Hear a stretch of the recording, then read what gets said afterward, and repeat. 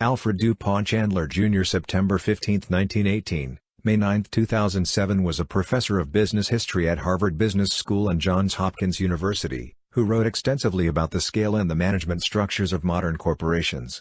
His works redefine business and economic history of industrialization. He received the Pulitzer Prize for History for his work, The Visible Hand: The Managerial Revolution in American Business 1977. He has been called the doyen of American business historians. Family and life. Chandler was the great-grandson of Henry Varnum Poor.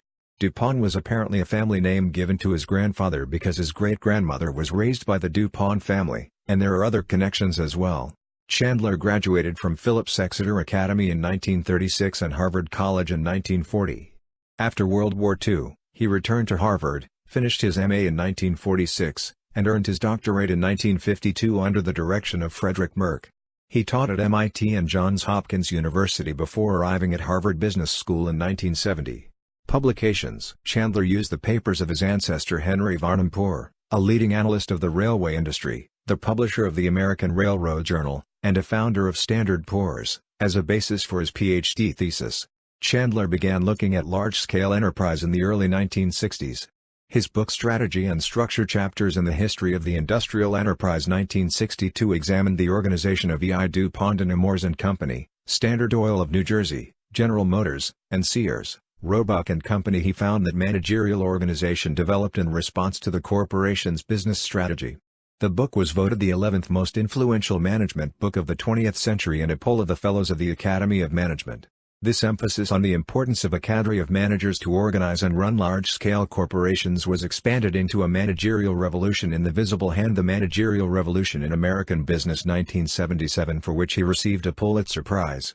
He pursued that book's themes further in scale and scope: The Dynamics of Industrial Capitalism, 1990, and co-edited an anthology on the same themes, with Franco Amatori and Takashi Haikino, Big Business and the Wealth of Nations 1997. The Visible Hand. Chandler's masterwork was The Visible Hand: The Managerial Revolution in American Business 1977. His first two chapters looked at traditional owner-operated small business operations in commerce and production, including the largest among them, the slave plantations in the South. Chapters 3 to 5 summarize the history of railroad management, with stress on innovations not just in technology but also in accounting, finance and statistics. He then turned to the new business operations made possible by the rail system and mass distribution, such as jobbers, department stores and mail order. A quick survey. Ch8 Review: Mass Innovation in Mass Production. The integration of mass distribution and mass production Ch9 to 11 led to many mergers and the emergence of giant industrial corporations by 1900. Management for Chandler was much more than the CEO. It was the whole system of techniques and included middle management Ch11 as well as the corporate structure of the biggest firms, Standard Oil, General Electric, U.S. Steel, and DuPont Ch13 to 14. Chandler argued that managerial firms evolved in order to take advantage of productive techniques available after the rail network was in place. These firms had a higher productivity and lower costs, resulting in higher profits. The firms created the managerial class in America because they needed to coordinate the increasingly complex and interdependent system. According to Stephen U. Selman, this ability to achieve efficiency through coordination, and not some anti-competitive monopolistic greed by robber barons, explained the high levels of concentration in modern American industry. Organizational synthesis. Along with economist Oliver E. Williamson and historians Louis Galambos, Robert H. Weeb, and Thomas C. Cochrane, Chandler was a leading historian of the notion of organizational synthesis. He argued that during the 19th century, the development of new systems based on steam power and electricity created a second industrial revolution, which resulted in much more capital-intensive industries than had the industrial revolution of the previous century. The mobilization of the capital necessary to exploit these new systems required a larger number of workers and managers, and larger physical plants than ever before.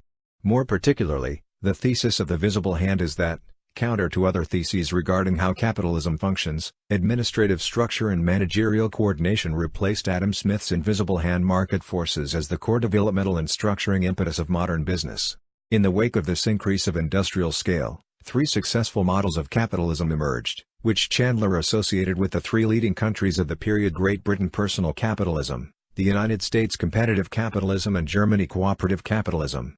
Despite the important differences in these three models, the common thread among the developed nations is that the large industrial firm has been the engine of growth in three ways. First, it has provided focal points for capital and labor on large scales. Second, it became the educator whereby a nation learned the pertinent technology and developed managerial skills. Third, it served as the core around which medium and small firms that supply and serve it grew.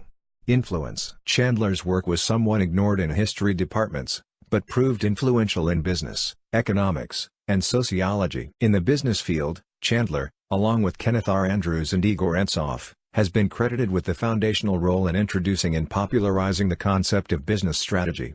Chamberlain's theory of strategy cites Chandler's strategy and structure repeatedly as a source of key concepts. In sociology, prior to Chandler's research, some sociologists assumed there were no differences between governmental, corporate, and non-profit organizations. Chandler's focus on corporations clearly demonstrated that there were differences, and this thesis has influenced organizational sociologists' work since the late 1970s. It also motivated sociologists to investigate and critique Chandler's work more closely, turning up instances in which Chandler assumed American corporations acted for reasons of efficiency, when they actually operated in a context of politics or conflict.